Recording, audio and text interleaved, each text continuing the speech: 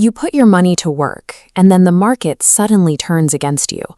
A major real estate project collapses, or a portfolio takes a massive hit, and the capital you spent years accumulating is wiped out in an instant. While the empty bank account is the immediate problem, the lasting danger is the psychological paralysis that keeps you from moving on. You become stuck in the moment the money disappeared. This chart shows how a financial loss feeds directly into past regret, creating a state of paralysis. You obsess over lost potential rather than the capital you have left. Revisiting the failure solidifies mental blocks, locking you in a cycle where depression takes root. Every hour spent ruminating on what you could have done with that money is an hour you aren't using to generate new wealth. The market moves forward, but your focus remains fixed on a ghost. Moving forward requires a total rejection of the victim mentality. You have to accept that the money is gone and that you are the only one who can bring it back. Blaming market conditions or bad luck serves one purpose: it protects your ego.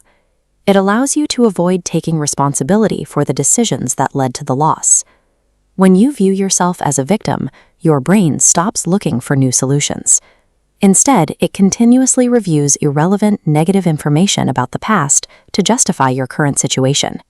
As shown here, many people react to financial defeat by retreating into isolation. This maze represents the walls you build when you stop engaging with your network out of a sense of shame. You have to force yourself to reconnect with others. Networking and simple conversations are the primary ways to introduce new variables into your environment. Interacting with the outside world forces your brain to process new information. These conversations often reveal financial opportunities or perspectives that you are physically unable to see when you are isolated. Rebuilding requires information you don't currently have. To find it, you must drop the ego and break the self-imposed isolation that follows a loss. When you're in the middle of a financial crisis, your thoughts move too fast to be useful. You need a way to reboot the system and calm the panic. Practicing thought control through meditation or focused breathing allows you to observe your panic without reacting to it. When you can slow your thoughts, your emotional baseline begins to stabilize. This logic tree illustrates the path to recovery. By pausing racing thoughts, you gain control over your emotions. That stability is the prerequisite for taking the strategic actions necessary to rebuild. You have already paid a massive price for this experience. At this point, you can choose to view the loss as an expensive, mandatory education. Analyze the failure with clinical detachment. You are looking for the specific blind spot or the exact strategic error that allowed the loss to happen in the first place. Identifying that one specific lesson gives you a perspective you didn't have before. It turns a catastrophic event into a tool you can use to protect all your future investments. Mastering your emotional reaction allows you to extract the raw value from the failure. You are converting a financial deficit into a strategic asset. With the lesson learned, you must stop looking back. Your entire focus should shift toward a new, significant financial milestone.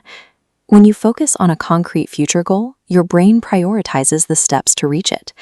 This shift in focus leaves less mental room for replaying the emotions of the past. This timeline shows how to reach your new baseline. Break the large goal into the smallest daily tasks, starting right now. As milestones light up, you feel the momentum. Energy comes from clear evidence you're closing the gap. Consistent execution is the most effective way to manage financial anxiety. A day filled with productive actions leaves less time to worry about what was lost. The most direct path to psychological recovery is to return to the market and make the money back. Apply the lesson you paid for, and you're in a better position to build wealth than ever before. Make the original loss a minor footnote in a much larger success story. Closure is the byproduct of building a future so profitable that the past loss no longer has any impact on your life. Progress is the only real way out.